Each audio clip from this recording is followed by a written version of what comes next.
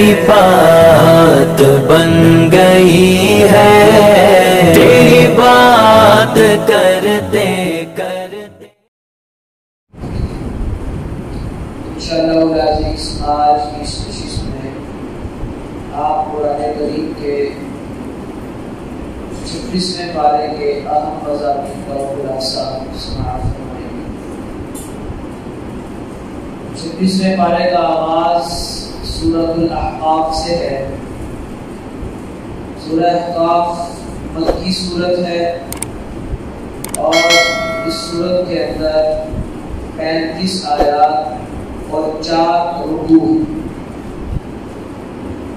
اور مکی سورت ہونے کی وجہ سے یہ سورت تین بنیادی عقائد، توحید، رسالت اور قیامت یعنی آخرت کے اس بات پر مشتمل ہے۔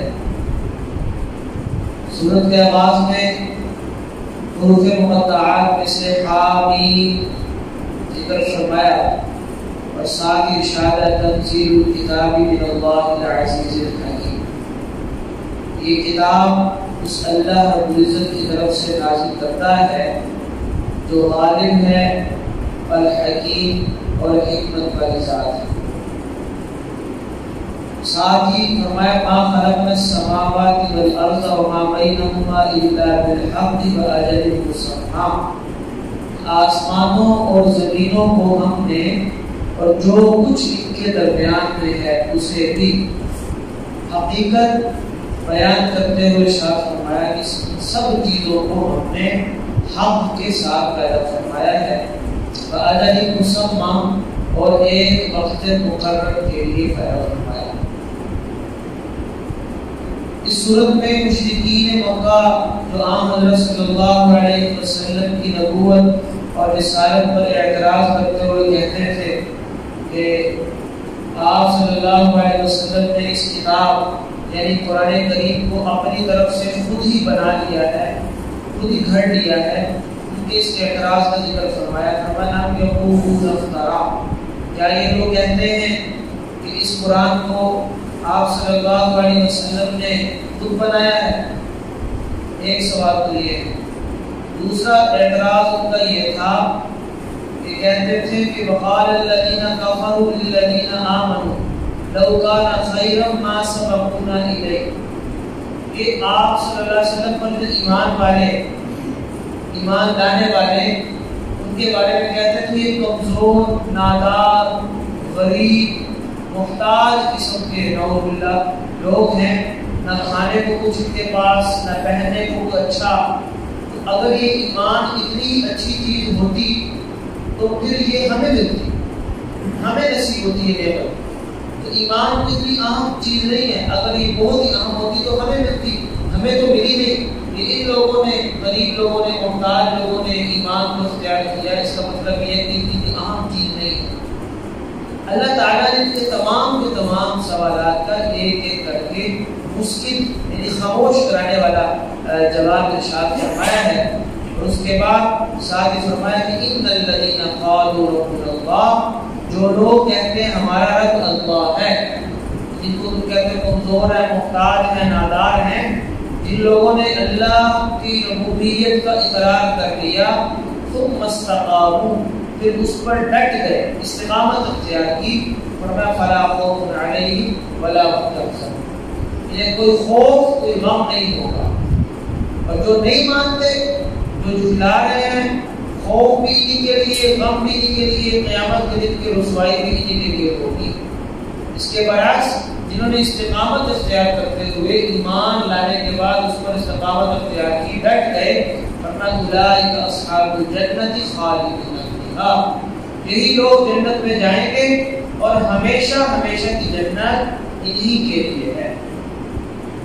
اس کے بعد سورۃ الاحقاف کی آگے جو آیات آ رہی ہیں، ان آیات میں خاص طور پہ آیت نمبر 15 سے لے کر آیت نمبر 17 تک اللہ تعالیٰ نے دو طرح کے انسانوں کا ذکر کیا ہے۔ ایک انسان تو وہ ہے جو نیک ہے، اللہ رب العزت کا، اللہ کے رسول کا فرما بردار ہے، اور یہ شخص اپنے والدین کے لیے بھی دعا کرتا ہے، اپنے لیے بھی دعا کرتا ہے، والدین کی خدمت کرتا ہے، اور جو 3 دعائیں اس شخص نے کی ہیں اللہ تعالیٰ نے ان 3 دعاؤں کا ذکر فرمایا۔ پہلی دعا کو یہ فرما بردار جو شخص ہے یہ کرتا ہے کہ ربی اوزعنی ان اشکر نعمتک التی انعمت علی، کہ اے میرے رب جو نعمتیں آپ نے مجھے عطا کی ہیں ان نعمتوں کا شکر ادا کرنے کی مجھے توفیق عطا فرما دے، کہ میں ان کا شکر ادا کروں، ناشکری نہ کروں۔ دوسری دعا اس کی یہ ہے کہ وَأَنْ أَعْمَلَ صَالِحًا تَرْضَاهُ، جن نیک اعمال کے کرنے پر آپ راضی ہوتے ہیں ان نیک اعمال کے کرنے کی مجھے توفیق عطا فرما دے۔ تیسری دعا اس نے یہ کی ہے وَأَصْلِحْ لِي فِي ذُرِّيَّتِي، میری اولاد کو بھی نیک صالح بنا دے۔ ہم یہ دعا سکھائی ہم نماز کے اندر تحیات میں آخر میں دعا پڑھتے ہیں رب اجعلنی مقیم الصلاۃ ومن ذریتی، اے میرے رب مجھے بھی نماز کا قائم کرنے والا بنا دے اور میری اولاد کو۔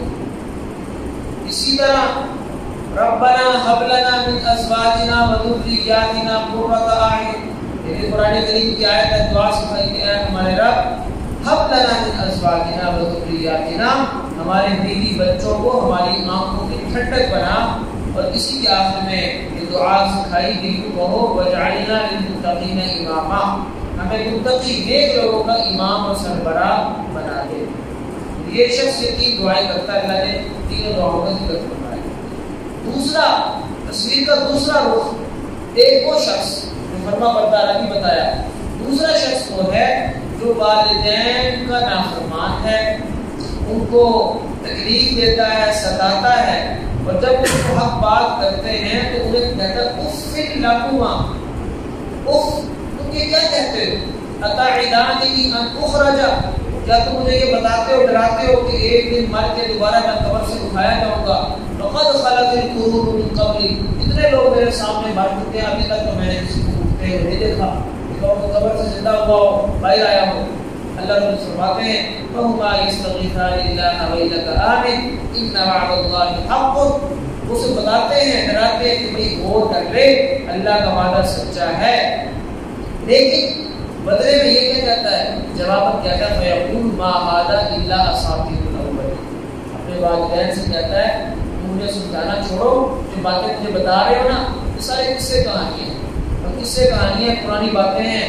اللہ فرماتے ہیں اولئک الذین حق علیہم القول، اللہ رب العزت کا عذاب ان لوگوں پہ واقع ہوگا۔ سورہ احقاف کی ان آیات میں اللہ تعالیٰ نے یہ 2 انجام ذکر کرنے کے بعد جو ہے گزشتہ قوموں میں سے قوم عاد کا ذکر کیا ہے۔ قوم عاد نے حضرت ہود علیہ السلام کو جھٹلایا، ان کی دعوت کا انکار کیا، اللہ کا عذاب ان پر آیا۔ کس طرح آیا؟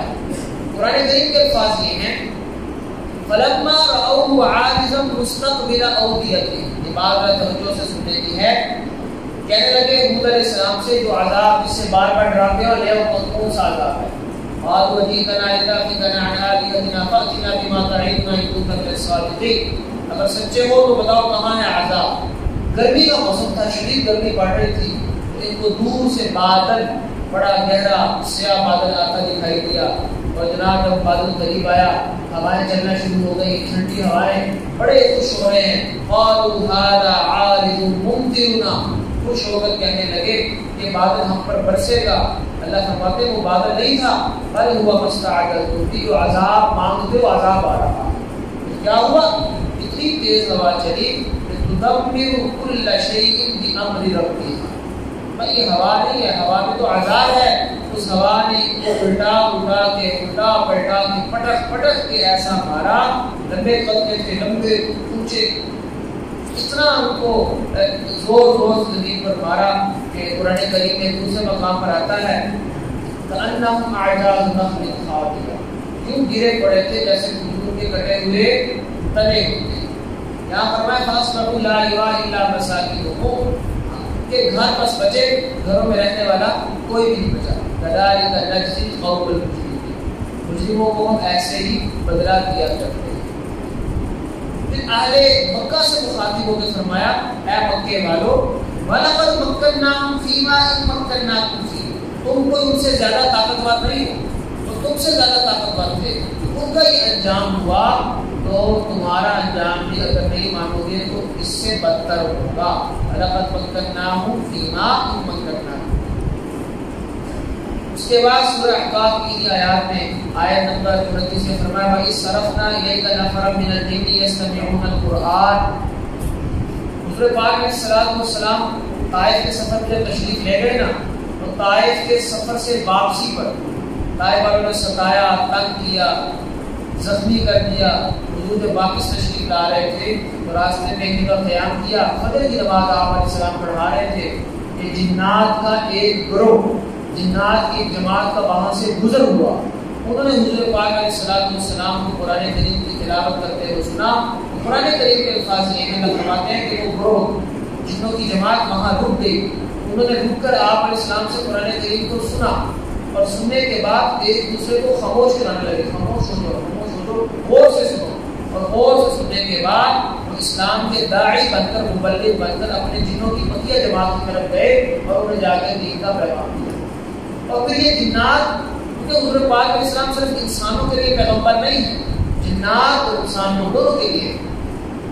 لہٰذا اس کے بعد مختلف اوقات میں یہ جنات حضور پاک علیہ السلام کی خدمت میں آتے رہے اور اکثر رات کو آتے تھے. تو اس وجہ سے ایسے جتنے بھی واقعات ہیں نا جن میں رات کے وقت جنات حضور کی خدمت میں آئے، مسلمان ہوئے، ان تمام راتوں کو کیا بولتے ہیں؟ لیلۃ الجن، جنوں والی رات. اور ان میں سے کئی راتیں ایسی ہیں جن راتوں میں حضور پاک علیہ السلام کے ساتھ حضرت عبداللہ بن مسعود رضی اللہ عنہ صاحب تھے. اسی وجہ سے وہ روایات اکثر جو آئی ہیں ان کے راوی کون ہیں؟ حضرت عبداللہ بن مسعود رضی اللہ عنہ. اس کی تفصیل انشاءاللہ سے پارے کی جو سورۃ الجن ہے وہاں پر موجود ہے. سورہ احقاف کے آخر میں اللہ تعالیٰ نے فرمایا ہے کہ جس اللہ نے آسمانوں و زمینوں کو بنایا ہے، ان کو بنا کر اسے کسی قسم کی تھکاوٹ نہیں ہوئی، وہ اللہ تمہیں بھی دوبارہ زندہ کرنے پر بآسانی قادر ہے، وہ ہر چیز پر قادر ہے. آگے سورت کا نام ہے سورہ محمد صلی اللہ علیہ وسلم. آپ صلی اللہ علیہ وسلم کا نام اقدس محمد اللہ تعالیٰ نے پورے قرآن کریم میں صرف 4 جگہ دیا ہے. اس کے علاوہ جہاں بھی حضور پاک علیہ السلام کا ذکر آیا اللہ تعالیٰ نے صرف صفات، حضور پاک علیہ السلام کے صفاتی نام اور آپ کی خوبیاں، آپ کے اوصاف ذکر کر کے آپ کو مخاطب کیا. 4 جگہ کون کون سی؟ ایک بھی سورۃ محمد آپ کے سامنے موجود ہے. اس میں اللہ نے فرمایا کہ فآمنوا بما نزل على محمد. دوسرا مقام سورہ آل عمران ہے، وما محمد الا رسول قد خلت من قبله الرسل. اور تیسری جگہ جو ہے وہ سورہ حجرات کے آخر میں سورہ فتح کے آخر میں آگے آ رہی سورہ محمد رسول اللہ والذین معه اشداء علی الکفار. 3 ہو گئے. اور چوتھا مقام سورہ احزاب، اس میں آیت ختم نبوت ما کان محمد ابا احد من رجالکم ولکن رسول اللہ وخاتم. 4 مقامات پہ ہر ایک مقام چونکہ اہم ہے تو وہاں پر صرف صفاتی نام نہیں، حضور پاک علیہ السلام کا نام ذکر کیا تاکہ بات بالکل واضح ہو جائے، کل کو کوئی غلط اس کی تشریح نہ کرتا پھر کہ اس سے مراد وہ ہے، اس سے مراد فلاں ہے. اللہ تعالیٰ نے وہاں نام دیا. اس سورت کا موضوع، سورہ محمد کا بنیادی موضوع جہاد ہے. جہاد اس کا بنیادی موضوع ہے، اس لیے قتال کے اس سورت کو سورہ محمد بھی کہتے ہیں، سورۃ القتال، سورۃ القتال بھی کہتے ہیں. اللہ تعالیٰ نے 2 گروہ بیان فرمائے ہیں. فرمایا کہ ایک وہ گروہ ہے والذین آمنوا وعملوا الصالحات، ایمان لائے حضور پاک علیہ السلام پر، نیک عمل کیے. اور فرمایا کہ ایک گروہ تو یہ فَأَنَّ الَّذِينَ آمَنُوا اتَّبَعُوا الْحَقَّ مِن رَّبِّهِمْ، حق کی پیروی کرنے والے مومن. اور دوسرا گروہ ذَلِكَ بِأَنَّ الَّذِينَ كَفَرُوا اتَّبَعُوا الْبَاطِلَ، کافروں کا گروہ ہے جو حق کو چھوڑ کر باطل کی پیروی کرتے ہیں. اللہ تعالیٰ نے فرمایا کہ جب کافروں سے دوبارہ پالا پڑے فَإِذَا لَقِيتُمُ الَّذِينَ كَفَرُوا فَضَرْبَ الرِّقَابِ، ان کی گردنیں اتار دو، ان کی گردنیں اتارو. حَتَّىٰ إِذَا أَخَذْتُمُوهُمْ، جو مارے گئے وہ تو مارے گئے، جو پکڑے گئے فَشُدُّوا الْوَثَاقَ، انہیں پکڑ کر قیدی بنا لو، باندھ دو گے. اور باندھ لینے کے بعد، قید کر لینے کے بعد فَإِمَّا مَنًّا بَعْدُ، بطور احسان ان کو یا تو آزاد کر دو، وَإِمَّا فِدَاءً، یا فدیہ لے کر آزاد کر دو. اور ایک صورت اور بھی ہے کہ اپنے قیدیوں کے ساتھ کیا کر لو، باقی تبادلہ کر لو. اور چوتھی صورت ایک اور بھی ہے، امکانی صورت ہے. اگرچہ اسلام نے پسند تو نہیں کیا، لیکن وہ امکانی صورت کیا ہے کہ ان کو اپنا غلام یا روٹی بنا. لیکن یاد رکھیں اسلام اس بات کی حوصلہ شکنی کرتا ہے. غلام یا روٹی بنانے کا حکم دیا نہیں، وہ فرض نہیں ہے کہ ان کو روٹی بنانا، غلام بنانا. کہ اس وقت ایک عام رواج تھا، انسانوں کو غلام بنایا جاتا تھا، عمومی رواج تھا. خاندان کے خاندان، نسل در نسل غلام کے غلام چلے آ رہے تھے. بلکہ بعد دفعہ جو آزاد لوگ ہوتے تھے ان کو بھی زبردستی پکڑ کے کیا کر دیتے تھے، غلام بنا کر آگے فروخت کر دیتے تھے. اسی تناظر میں اس کا ذکر فرمایا ہے. ورنہ اسلام تو غلاموں کو آزاد کرنے کی ترغیب دیتا ہے. بہت سارے گناہوں کا کفارہ کیا ہے؟ غلاموں کو آزاد کرنا. اللہ رب العزت نے سورہ محمد کے اندر جنت کا ذکر فرمایا ہے، اور جنت کا ذکر کرتے ہوئے فرمایا ہے کہ مثل الجنت التي وعد المتقون، وہ جنت جس کا متقین سے وعدہ کیا گیا ہے، فیہا انہار من ماء غیر آسن، اس جنت میں 4 طرح کی نہریں ہوں گی، ایسا پانی جو کبھی بدبودار نہیں ہوگا. ایک نہر تو پانی کی، وانہار من لبن، دودھ کی نہریں، لم یتغیر طعمہ، جو کبھی خراب نہیں ہوگا. وانہار من خمر لذۃ للشاربین، شراب کی نہریں. وانہار من عسل مصفی، اور خالص شہد کی نہریں. یہاں تو خالص شہد تھوڑا ملتا ہے نا، زیادہ وافر مقدار میں نہیں مل سکتا، اور بہت وافر ہے، پھر ہم شک میں پڑ جاتے ہیں یہ خالص نہیں ہے. فرمایا من عسل مصفی، خالص شہد کی کیا ہوگی؟ نہریں. اللہ نے فرمایا کہ یہ متقین جو ہیں، اللہ رب سے ڈرنے والے، ان کو نصیب ہوگی. اور یہ فرمایا اس شخص کی طرف بلا ہو سکتی ہے یہ نعمتیں، کمن وہ خالد فی النار، جو ہمیشہ آگ میں رہے گا. فرمایا یہ دونوں برابر کبھی بھی نہیں ہو سکتے. سورہ محمد کے آخر میں اللہ تعالیٰ نے بطور وعید کے کہنے، بطور تنبیہ کے کہنے فرمایا، آخری آیت سورہ محمد کی کہ وَإِن تَتَوَلَّوْا يَسْتَبْدِلْ قَوْمًا غَيْرَكُمْ ثُمَّ لَا يَكُونُوا أَمْثَالَكُمْ. اگر تم بات نہیں آتے ہو، دین سے اعراض کرتے ہو، اللہ کے حکموں سے منہ موڑ لیتے ہو، تو اللہ رب العزت کو تمہاری پرواہ نہیں ہے. يَسْتَبْدِلْ قَوْمًا غَيْرَكُمْ، اللہ تمہیں چھوڑ کے کوئی نئی قوم پیدا کر دیں گے، نئی قوم لے آئیں گے. ثُمَّ لَا يَكُونُوا أَمْثَالَكُمْ، پھر وہ تمہاری طرح نافرمان نہیں ہوں گے، فرما برداری کریں گے اللہ تعالیٰ کی. اللہ رب العزت کو تمہاری پرواہ نہیں کا رب غنی صاحب. آگے سورت کا نام ہے سورت الفتح. مضامین بہت سارے اہم ہیں جو میں چھوڑتا جا رہا ہوں، لیکن وقت ظاہر بات مختصر ہوتا ہے. سورت الفتح آیت پہلی آیت، انا فتحنا لک فتحا مبینا، یہ سر میں جو آیات ہے سورہ فتح کی، یہ تب نازل ہوئی جب حضور پاک علیہ السلام صلح حدیبیہ سے واپس آ رہے تھے. واقعہ آپ کے ذہن میں ہوگا، سن 6 ہجری ذوالقعدہ کا مہینہ ہے. حضور پاک علیہ السلام نے مدینہ منورہ ہجرت ہو چکی ہے، 6 ہجری بتا رہا ہوں. خواب دیکھا تھا کہ آپ علیہ السلام صحابہ کرام کے ساتھ احرام باندھ کر کہاں جا رہے ہیں، کہاں تشریف جا رہے ہیں؟ مکہ مکرمہ عمرے یا حج کے ارادے سے. حضور پاک علیہ السلام نے اپنا یہ خواب صحابہ کرام سے سنایا، بیان کیا، تو صحابہ کرام بہت خوش ہوئے. چنانچہ 1400 یا 1500 صحابہ کے ساتھ حضور پاک علیہ السلام عمرہ کرنے کے ارادے سے مدینہ منورہ سے چلے. مکہ اور مدینہ کے درمیان حدیبیہ کے مقام پر پڑاؤ تھا. ادھر سے رپورٹ ہی آئی مکہ مکرمہ سے، پتہ ہی چلا کہ وہ تو جنگ کی تیاری کر رہے ہیں، وہ مسلمانوں کے خلاف جنگ کی تیاری کر رہے ہیں. حضور پاک علیہ السلام نے عثمان غنی رضی اللہ عنہ کو اپنا قاصد بنا کر بھیجا، انہیں بتاؤ کہ ہم جنگ کرنے کے ارادے سے نہیں آ رہے بلکہ صرف عمرہ کرنا ہے. لیکن اسی دوران ایک نئی افواہ پھیل گئی، آپ کو معلوم ہے افواہ یہ پھیلی کہ عثمان غنی رضی اللہ عنہ کو شہید کر دیا. اب قاصد جو ہوتا ہے، جو ایلچی ہوتا ہے، جو قاصد ہوتا ہے، اس کو تو مارنا یا شہید کر دینا، جان سے مارنا کسی بھی تہذیب میں، کسی بھی معاشرے میں اچھا نہیں سمجھا جاتا. جب یہ خبر پھیلی تو حضور پاک علیہ السلام نے صحابہ کرام جو بقیہ موجود تھے ان سارے صحابہ سے بیعت لی اس بات پر کہ واپس نہیں جائیں گے جب تک عثمان رضی اللہ کے خون کا بدلہ نہ لے. 1400 یا 1500 صحابہ نے حضور پاک علیہ السلام کے دست اقدس پر بیعت کی. یہ بیعت علی الجہاد تھی، بیعت علی القتال تھی.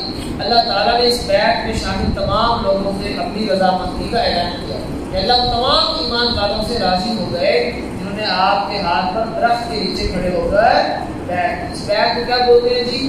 بیعت رضوان، رضوان میں اللہ کی رضا، اللہ کی تمام لوگوں سے اپنی رضا کا وعدہ کیا، اس وجہ سے اس کا یہ نام ہے۔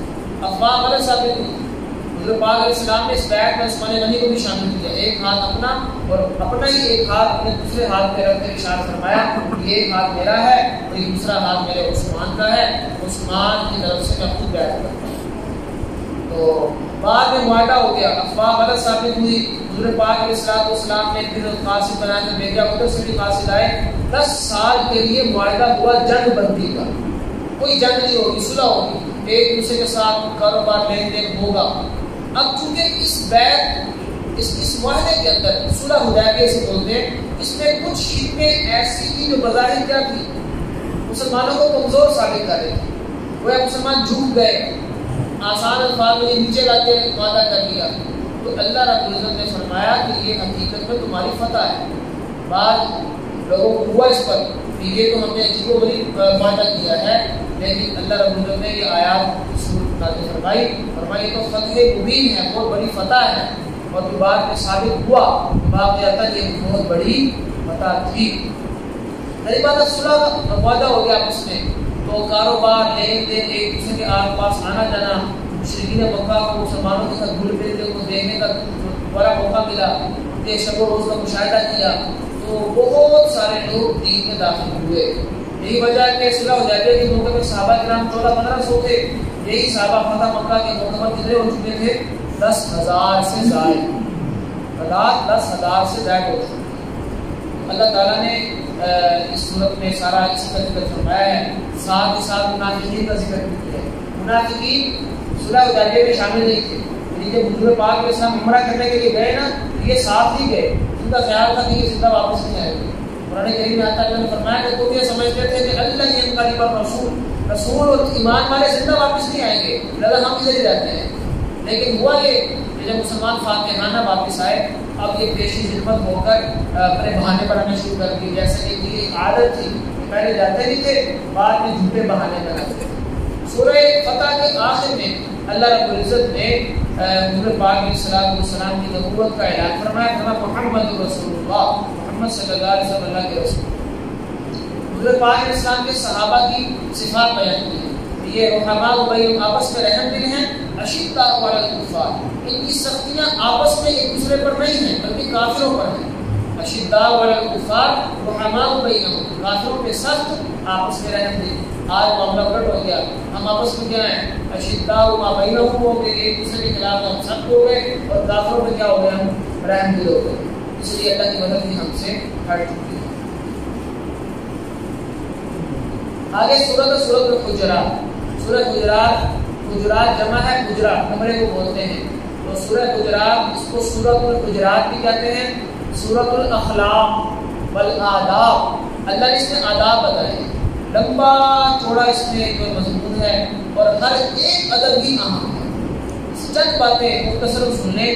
اللہ تعالیٰ نے سب سے پہلے حضور پاک علیہ السلام کا ادب بتایا ہے، یا ایھا الذین آمنوا لا تقدموا بین یدی اللہ ورسولہ، اے ایمان والو اللہ اور اس کے رسول سے آگے مت بڑھو۔ مزید فرمایا کہ لا ترفعوا اصواتکم فوق صوت النبی، حضور پاک علیہ السلام کی آواز سے اپنی آواز بلند نہ کرو۔ یہ حکم آج بھی ہے، آج بھی مسجد نبوی کے اندر جو ہے نا، آپ نے اگر اللہ نے سعادت بخشی ہے، آپ نے محسوس کیا ہوگا کہ ایک ادب کی فضا ہے، خاموشی سی ہوتی ہے، اور قرآن کریم کی آیات بھی وہاں پہ امام صاحب پڑھتے ہیں نمازوں میں نا، جہری نمازوں میں عام طور پہ وہی آیات ہوتی ہے جو حضور پاک علیہ السلام کے ادب پر مشتمل ہے۔